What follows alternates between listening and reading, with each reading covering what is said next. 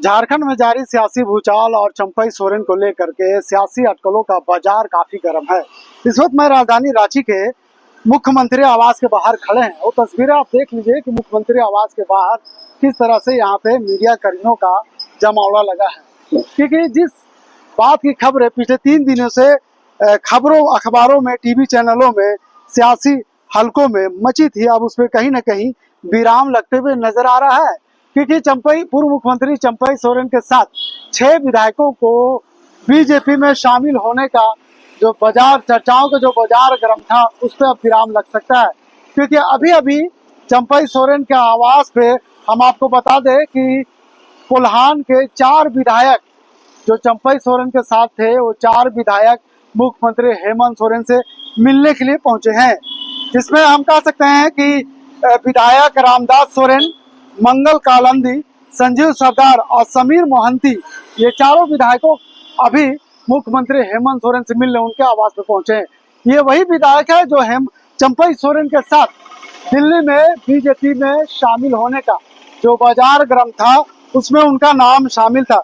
ऐसे पिछले 3 दिनों से राजनीति हलकों में जो बाजार चर्चाओं को जो बाजार गर्म है, उसमें कह सकते हैं कि अब मुख्यमंत्री हेमंत सोरेन ने थोड़ी राहत ली है। राहत इस बात की है कि उनके 4 विधायक, जेएमएम के 4 विधायक जो तोड़ने की बात कर रहे थे, जो बीजेपी में शामिल होने के जिनके नामों का चर्चा था, वो अब सीधे कोल्हान से सीधे रांची पहुंचे हैं। और रांची पहुंचते ही वो कह सकते हैं कि मुख्यमंत्री हेमंत सोरेन से मिलने पहुंचे हैं। अब मुख्यमंत्री हेमंत सोरेन, कल्पना सोरेन और तमाम जो पार्टी के वरिष्ठ नेता है, उनके साथ वार्ता करेंगे और सारे मुद्दों पर चर्चा करेंगे।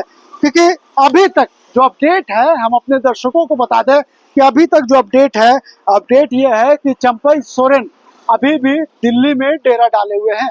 और जिस तरह से उन्होंने सोशल मीडिया एक्स पर अपनी दर्द को छलकाया है, उसके बाद से बीजेपी के तमाम नेता उनके दर्द में शामिल होते हुए चंपई सोरेन को हाथों हाथ लेते हुए नजर आ रहे हैं, यानी उनका बड़ाई करते हुए नजर आ रहे हैं। और ये भी कह रहे हैं कि जो व्यक्ति पिछले 50 वर्षों से मुख्यमंत्री हेमंत सोरेन के पिता ऋषुम गुरु शिबू सोरेन के साथ कदम से कदम मिलाकर झारखंड के आंदोलन में उन्होंने महत्वपूर्ण भूमिका निभाई थे, और उनके साथ ये जो हुआ है कहीं ना कहीं गलत हुआ।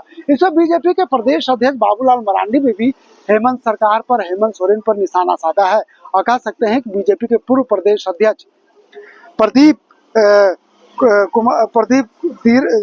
भी उन्होंने निशाना साधा है। असम के मुख्यमंत्री हेमंत बिस्वा शर्मा भी निशाना साधा है। चर्चा ये भी है कि पूर्व मुख्यमंत्री चंपई सोरेन केंद्रीय कृषि मंत्री उनके संपर्क में है, क्योंकि केंद्रीय कृषि मंत्री झारखंड में चुनाव प्रभारी है। और ऐसे में जिस तरह से ये मामला अब कहीं ना कहीं बड़ा रूप लेते जा रहा, झारखंड की राजधानी में एक बड़ा विकट स्थिति पैदा हो गई है। क्योंकि झारखंड विधानसभा चुनाव से पहले इस तरह का मामला आना हेमंत सोरेन के लिए कहीं ना कहीं बड़ा है, और पार्टी के लिए काफी नुकसान पहुंचाने वाला हो सकता है। क्योंकि चंपई सोरेन कोल्हान के टाइगर भी माने जाते हैं, और कोल्हान में कह सकते हैं कि 14 विधानसभा की सीट है, और सभी सीटों पर चंपई सोरेन का अपना एक प्रभाव है। और अगर चंपई सोरेन जेएमएम से नाराज चल रहे हैं और बीजेपी में शामिल हो जाते हैं, तो इसका सीधा फायदा बीजेपी को मिलते हुए नजर आता है।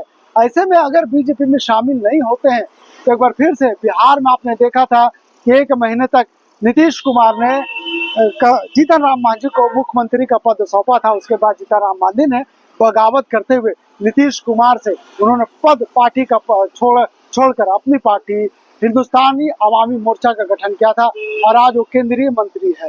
तो ऐसे में कह सकते हैं एक बार फिर से झारखंड में वही रूप देखने को मिल रहा है कि क्या एक बार बिहार का जो स्वरूप है झारखंड की राजनीति में देखने को मिल सकता है। इन सारे अटकलों पर कुछ कह पाना जल्दबाजी है, क्योंकि चंपई सोरेन अभी भी डेरा डाले हुए दिल्ली में, और उन्होंने अभी तक कोई फैसला नहीं लिया है।